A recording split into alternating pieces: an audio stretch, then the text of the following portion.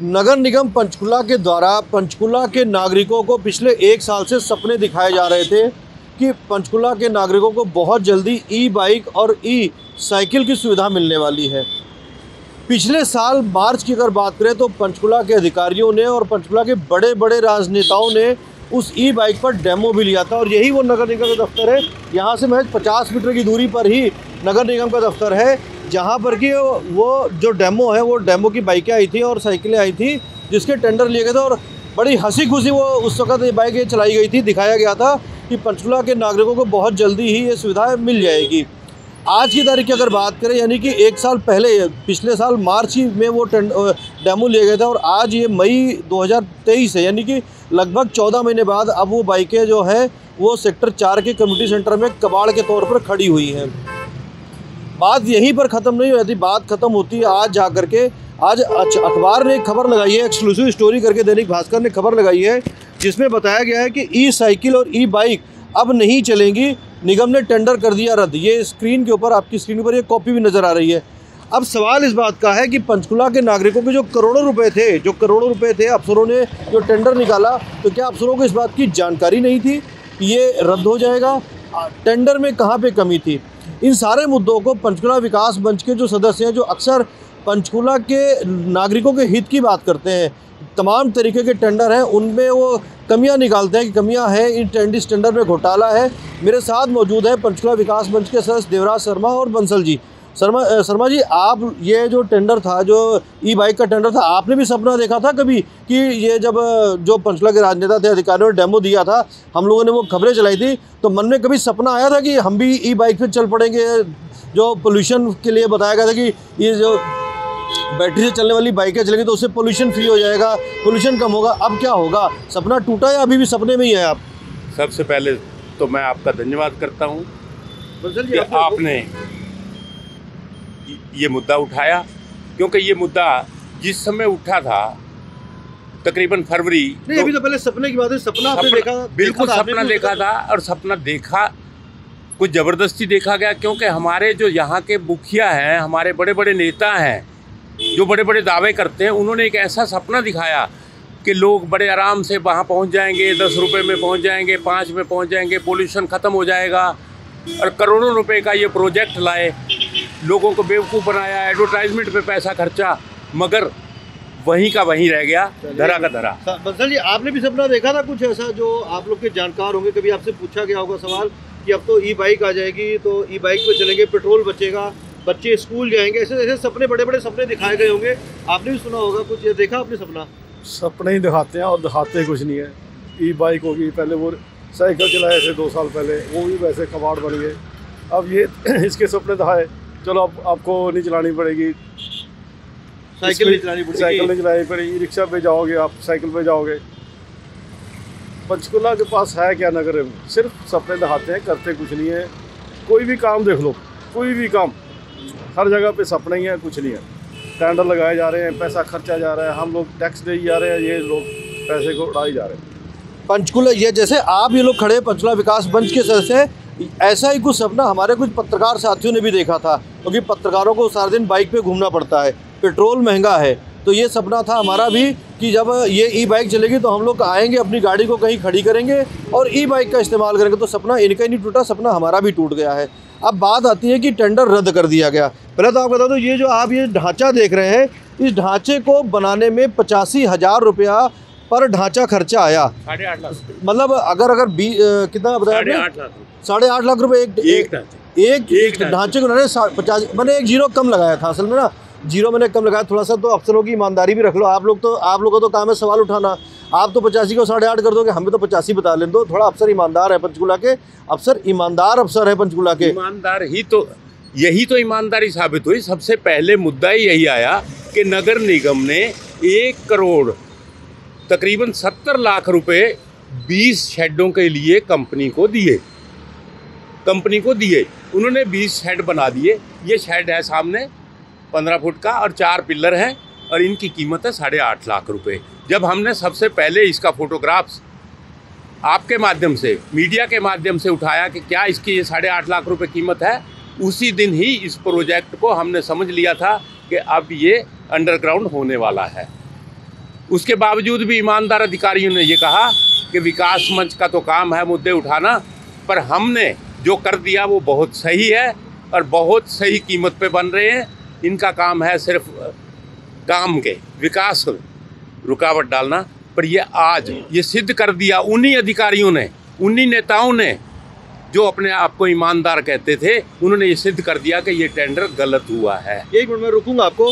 मैं एक बार पंचकुला की जनता से भी कहूँगा, जरा एक बार इस टेंडर, इस जो ये ढांचा स्ट्रक्चर खड़ा हुआ है, ज़रा वो देखें और कमेंट करके ज़रूर करें कमेंट, क्योंकि ये जो बात होती है ये आपके पैसे हैं, हमारे पैसे हैं, ना तो किसी अधिकारी के पैसे हैं, ना किसी राजनेता के पैसे, हमारे और आपके टैक्स के पैसे हैं।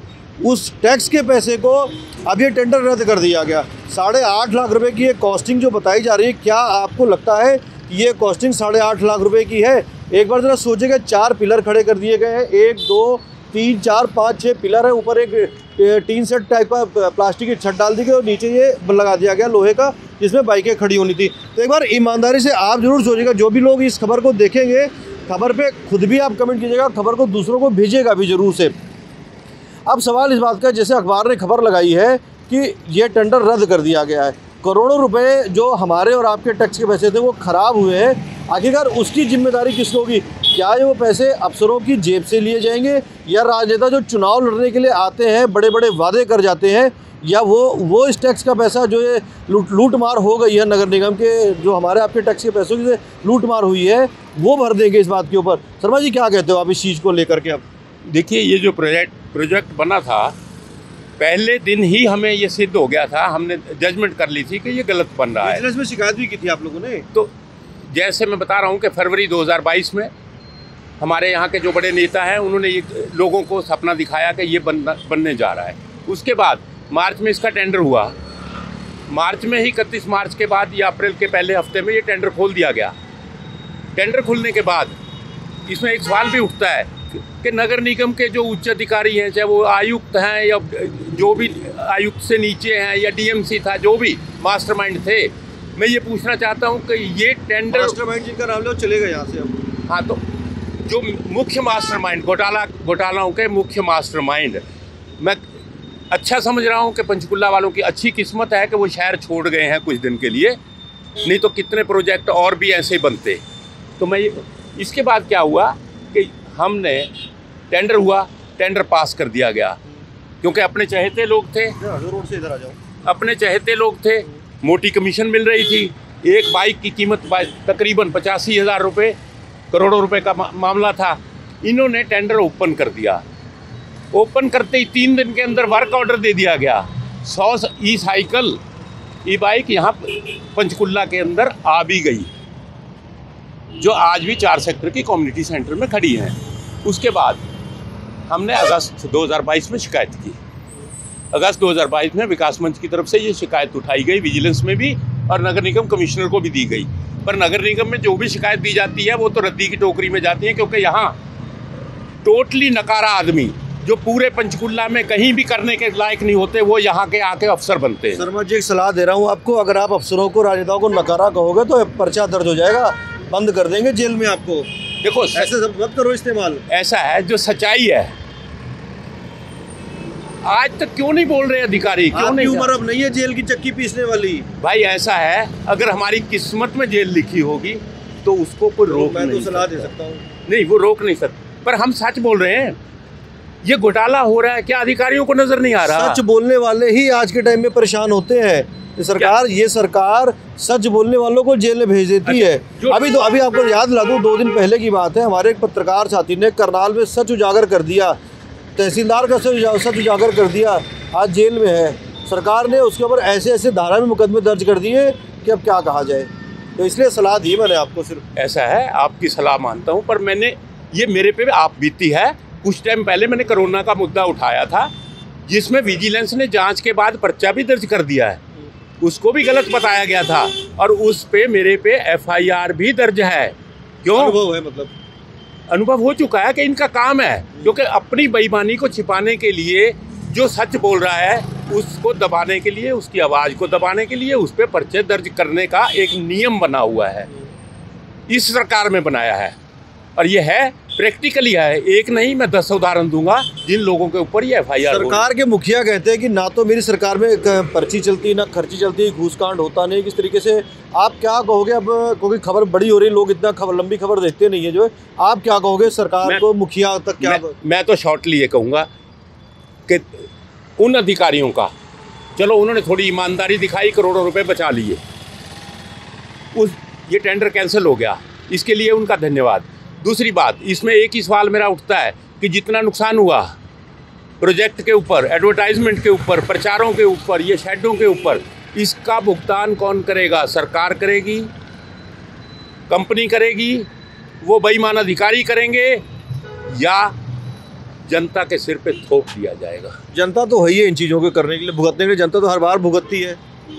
तो मैं तो नहीं चाहूँगा कि गरीब आदमियों का जो पैसा है, टैक्स का पैसा है, वो इन्हीं घोटालों में जाए।